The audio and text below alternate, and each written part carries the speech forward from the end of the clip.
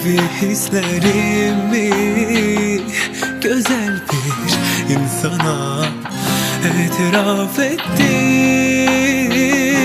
Sense dağlayım döyünen kalbimi, bir söz demeden ayrılıp gittin. Ümidimi silsen de, illeri değişsen de, bu şehirden gitsen de seni seveceğim. Kalbimi taş etsen de, başkasını sevsen de, eşk yolunda ölsem de seni seveceğim.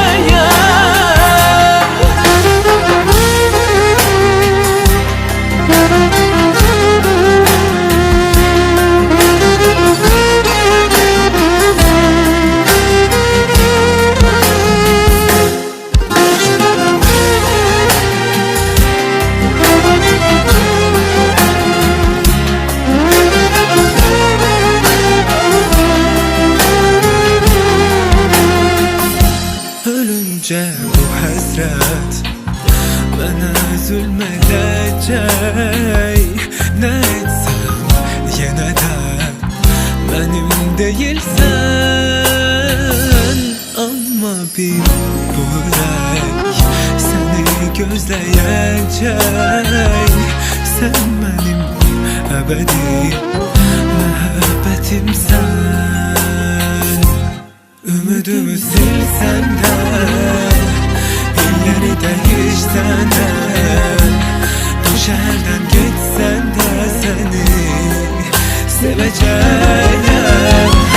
Kalbimi taş etsen de, başkasını sevsen de, eşk yolunda ölsem de seni seveceğim.